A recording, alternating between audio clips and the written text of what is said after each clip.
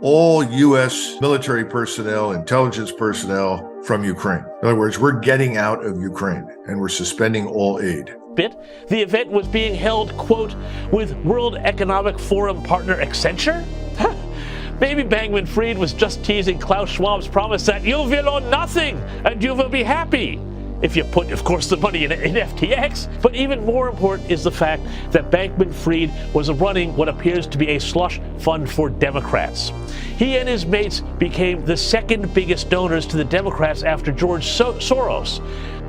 If we do that, what do you think our allies are going to do? They're going to do the same thing. Now, once the Russians see that that's true, then they'll meet with us. And that's where we sit down and say, look, this is yours. You get to keep it.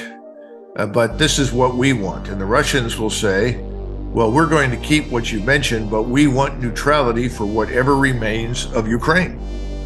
Whatever that turns out to be, everything west of the Dnieper River or everything but Odessa west of the Dnieper River. And that's something that Zelensky fears because he's made all of these promises and bloviated, and he's been backed by a lot of people on that basis. Remember, there's a wonderful photograph of him sitting in Kiev talking to this Bank Friedman character, the crook that stole, billions of dollars and then fed it to the leftist machine. He's there talking to him, and on the video screen is Larry Fink of BlackRock. And these people are talking. What are they talking about? Well, Zelensky's signing contracts that turn over vast stretches of territory in Ukraine, some of the most fertile farmland in the world, to many of the firms like Cargill and Monsanto and others who deal in those things. Remember, who owns shares in all of that? BlackRock. And BlackRock is also interested in reconstruction.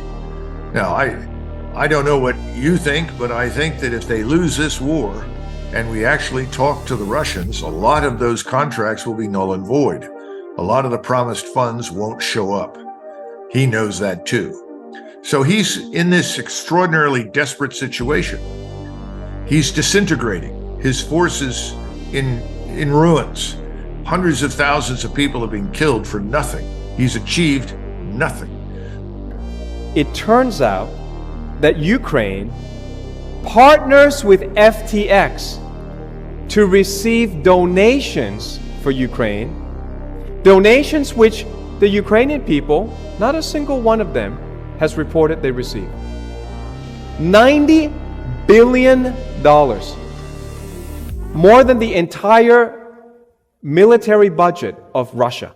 The Democratic Party finds itself in the middle of the biggest financial fraud case in U.S. history. A cryptocurrency company, like the Bitcoin things, just lost $2 billion of its customers' money. They didn't just lose it in the market, it's just gone.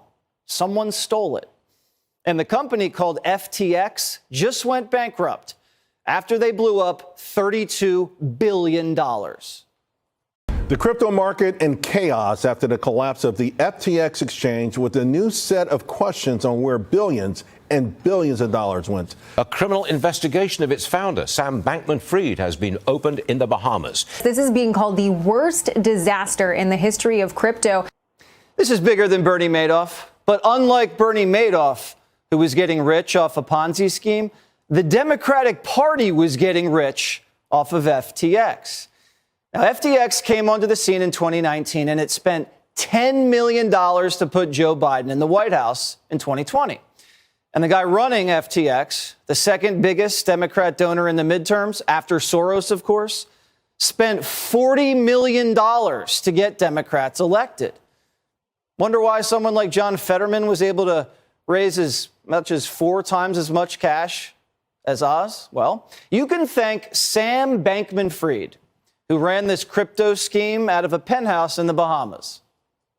Hi, my name is Sam, and this is my story. Sam has crazy hair. Sam is vegan. Sam sleeps 5 hours a night. Sam lives in the Bahamas with 10 roommates. Sam is 29 years old only, but Sam has $22 billion. And he wants to donate all of it to charity. And the charity was the Democratic Party. Look at Sam right there behind George Soros. Soros paid for a crime wave, and Sam may have committed a crime to stop a red wave. The guy was throwing so much money around, it got the owner a seat right next to Clinton. And he got an invite to Bill's after party with celebrities like Katy Perry, of course. You know, Clinton's really got an eye for mega donors. First Epstein, Sam Bankman-Fried, who they call SPF. If you spend enough money on Democrats, they don't care how you got the money as long as it gets to them. All the celebrities were jumping in, too. Larry David was doing commercials for the guy. Tom Brady and Giselle were ambassadors. The John Fetterman of cryptocurrency, SPF, was just at the White House, actually. He got 2 closed-doors meetings with Biden's senior advisor in the spring, right around the time Biden was shipping billions to Ukraine. The funny thing is, Ukraine was an investor in FTX. You may be asking, why is a country in the middle of a war investing in crypto? Shouldn't they be buying weapons? Or, I mean, if they have to invest in anything, doesn't crypto sound a little risky for Zelensky? You wouldn't want an investment with a solid rate of return and years of stable growth? No. Zelensky thought he'd give it to a guy living in a tax haven, fresh out of college with funny hair. Well, when Democrats are sending you billions of dollars of weaponry, the least you could do is reward their favorite mega donor. And what did FTX do with the money Ukraine invested? Well, they plowed it right back into the Democratic Party. Democrats send money to Ukraine, Ukraine sends money to FTX, and FTX sends money to the Democrats' campaigns. Now, I don't know if this is war profiteering or money laundering. I don't even know, but it needs to be investigated. And we don't really know who's getting what because SPF, the crypto kid, who looks like a mini Madoff, likes his money in the dark. But first, if you're like me, you've watched in awe and wonder as the crypto exchange FTX collapsed, taking vast fortunes along with it. But what you might not have known was just how closely tied this scam, and that's really the only word for it, how closely tied it was to the Democrat Party.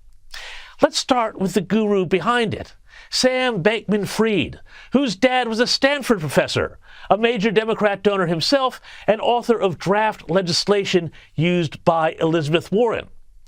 With this background, it's no surprise Bankman-Fried himself was a darling of the left. And if you're looking for data points as to just how cozy the now defunct FTX was with progressives, check out how the New York Times has covered its rise and fall. Back in May, the Times was pumping up Bankman-Fried's tires, describing him in absolutely gushing terms, almost as a sort of new age prophet of crypto determined to change the world. And now that more than $1 billion has gone missing seemingly overnight, they just refer to its collapse in very passive terms, while the words fraud, crime, stolen, theft, criminal, and hidden make no appearance in the Times' latest 2,000-plus word count article about the debacle. Could it be because next week Bankman-Fried was due to speak at a New York Times forum with Janet Yellen, Mark Zuckerberg, and the Ukraine's Vladimir Zelensky? And as the Times noted, I love this bit, the event was being held, quote, with World Economic Forum partner Accenture?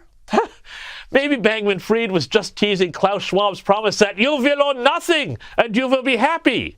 If you put, of course, the money in FTX, trying that out on his customers, hey? But even more important is the fact that Bankman-Fried was running what appears to be a slush fund for Democrats. He and his mates became the second biggest donors to the Democrats after George Soros.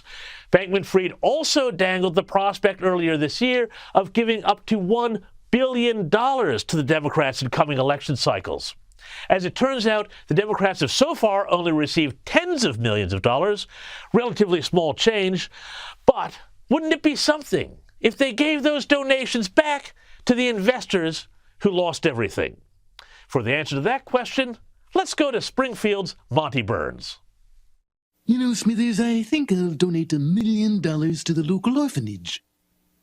When pigs fly. That's a good one. Will you be donating that $1 million now, sir? No, I'd still prefer not.